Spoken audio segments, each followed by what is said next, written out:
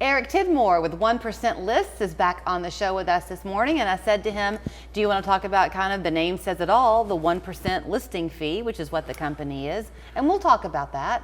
But you said you've run across a few things lately that had you kind of pause because people can sometimes set themselves up for a problem. Absolutely, absolutely. A couple of cases in the last week. One of them being rentals. If someone's hunting a rental, they go to Facebook Marketplace, they find a house they like. A lot of times it's a scammer. They won't meet you at the property. The price is too good to be true. You get all excited. You send them some money. They weren't the owner of the property. And what they're doing, they're taking agents' listings, they're using the address. It's an empty house, they're using the address, they're using the pictures, putting those on Facebook Marketplace like it's for rent. Really? Yeah. So what do you do in a situation like that? Well, anyone that's going to look at a house, if you cannot meet the property manager, if you can't meet the owner there, be very, very cautious. If there is a sign in the yard, call that agent. Okay. Get the backstory. Okay.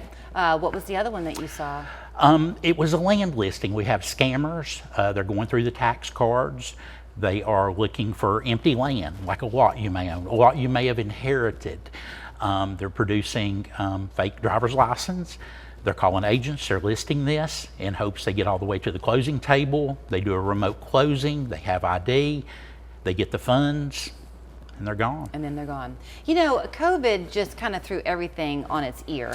Because it gave us this false sense of reality. And people who were buying, especially for the first time then, don't necessarily realize that that was in no way the norm, right? You're exactly right. So people got, or if you were selling then, you got a false sense of security because it was kind of easy to, quote, sell your home by owner. Absolutely, for sale by owners. It was easy. But that is not the easy road that people think it's going to be. It is not. It is not. You know, as far as engaging us to list your home, we manage showings.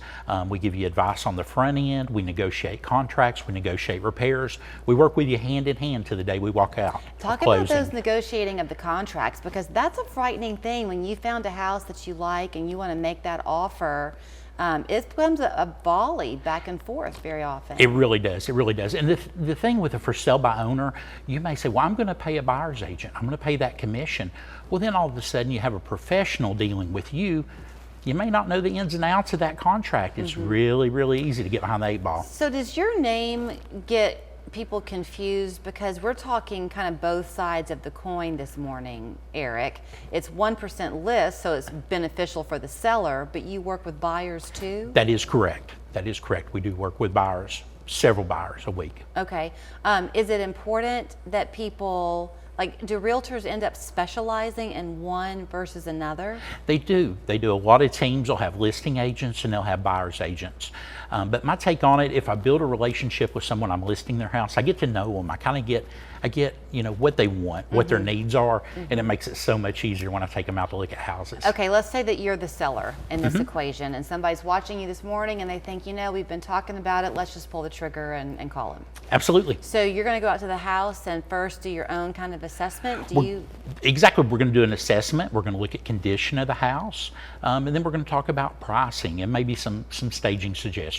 Okay, so the housing market is not what it once was either. That is correct. So you don't want to be greedy as a seller. It has to be priced right.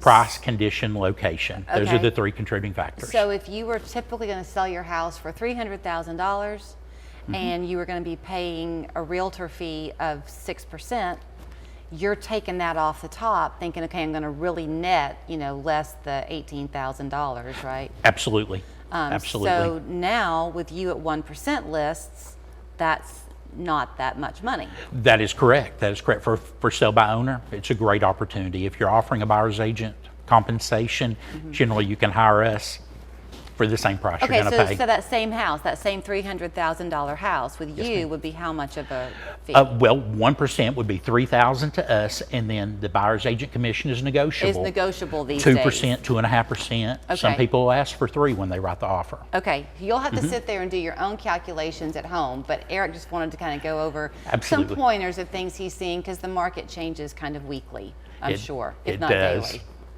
It feels daily. It feels daily. Here's where you'll find them. It's 1% List, Scenic City on Ringgold Road, 355 List, which is 5478 is the phone number, sellfor1.com, the website. Great to see you. Thank you, Julie.